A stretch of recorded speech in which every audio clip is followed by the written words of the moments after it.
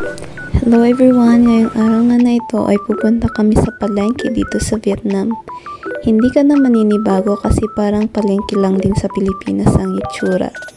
Kung mapapansin ninyo, pwedeng pumasok ang mga motorbike dito. Kaya masikip at siksikan ang daanan.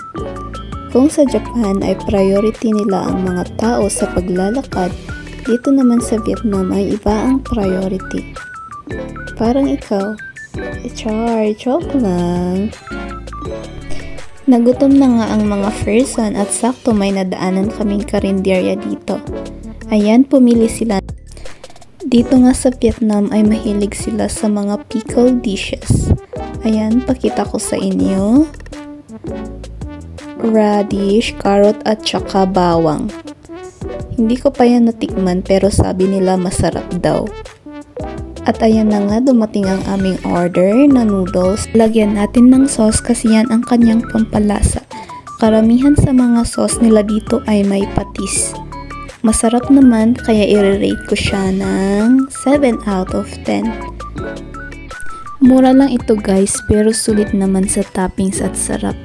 Ayan may mga lumpia, pipino at mga mani-mani pa. Diba? Saan ka pa?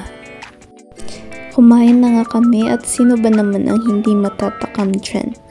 Nag-order na rin kami ng drinks, na kape, at ang tawag nila dito ay paksiw.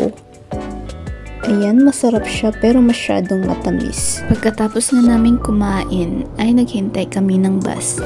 Wala yung bus na pupunta sa lugar namin kaya no choice magka-grab na lang kami.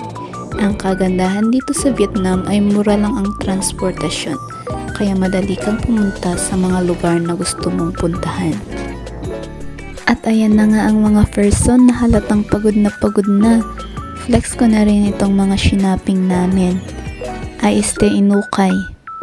Sige na nga, bye!